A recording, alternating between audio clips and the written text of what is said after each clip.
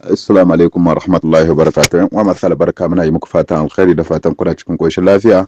Tsabta a birnin Yamai ta gudana a wani gagarumin aikin tsabta birane a daukacin ƙananan hukumomi 5 na babban birnin ƙasar. A wannan Lahadin da ta gabata ne 25 ga watan Januwari shekara ta 2026. Shi dai wannan aiki na tsabtace muhalli wani bangare ne na manufofin gudanarwa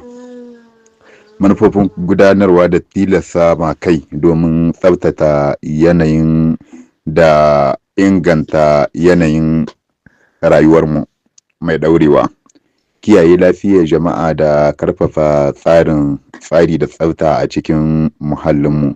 Wannan aiki na 'yan ƙasa ya jayo hankalin ministrori da dama da wasu jama'ar a cikin ayyukan jama'a da haɗin kai na ƙasar.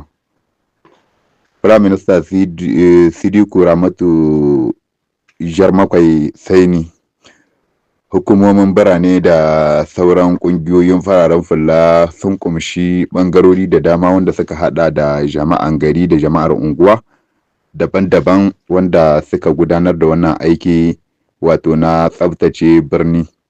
Birnin na Yamai ya yi godiya ga masu ruwa da tsaki da al'ummar ƙasa bisa ga irin wannan shan aiki da suka yi, tare da jaddada aniyar su na inganta harkokin gudanarwa da harkokin birane bisa la'akari da shigowar da 'yan ƙasa da kyakkyawan yanayi 'yan ƙasar da mutunta doka da mutunta juna don tsabtace wannan wurare a birnin Yamai. Wannan dai manufar sa wannan manyan kusoshi na gwamnati shiga cikin wannan tsabta ta birane ba komai yake nihi ba, makaranta ne.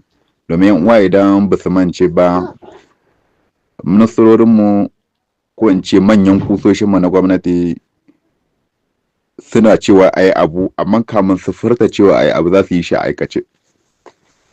Akwai irin ministrorin tsaro da shugaban ƙasa an gwado su suna training na abin da ya shafi halbi. Wannan hanya ce wanda shugabannin suke nunawa na cewa kowa yana da ikon ya tashi ya ba ƙasa gudunmawa. Yaske kun gane, idan aka same ku a cikin biranenku, cikin garuruwanku, ƙauyukanku, yau kuna tahiya akan hanya abubuwa na ƙazamta su wani shara na kan hanya, to wannan ba jira ake sai gwamnati ta zo ta share wannan ba. Yana da kyau mu ma kanmu mu share wannan abu, tunda musulmai muka amsa sunan mu. Addinin musulunci ya sanar da mu cewa akwai wani hadisi na manzon Allah sallallahu alaihi wasallam, wasu ne suke yawan jama majalisa sai suka ce shin menene haƙƙin su? In ban mance ba sai manzon Allah sallallahu alaihi wasallam ya ce wannan zaman da kuke akan wannan majalisa haƙƙin ku shine duk wani abu na kan hanya wanda bai dace ba ku iya tsabtace wannan abu. Sai ku yi kafa da wani abin da ya shafi bakin ku na yi da mutane, sai ku tsabtace wani kaya ne, wani abu ne wanda kake ga mutum ya zo ya bi zai ji mishi da sauransu, to ana son wannan abu ka tsabtace shi. To ana da kyau mutane ku iya ganewa, duk lokacin da kake kokarin sa mutum wani abu in yana ƙasa gare ka, to ana son kai ma ka yi abin a aikace, ko in kai abin a aikace sai ya gani shi ma sai ya doka. Yanzu dai wannan sati dai kuna ganin ministrorin nan na ƙasar nan aikin da suke jan aiki, wanda aiki ne wanda mai muhimmanci, wanda a ministrorin da suka shuɗe ba mu ga suna irin wannan aiki ba. Kawai suna zama ne cikin climatizar su sha sanyi, AC, normal aiki sai dai a tura dan aike aje shi yasa ake yawan magudi. Yanzu idan ba ku mance ba, jiya akwai ziyarar da ministan man fetur na Algeria da ya kawo a Niger, Yakub Gatarban da aka mishi.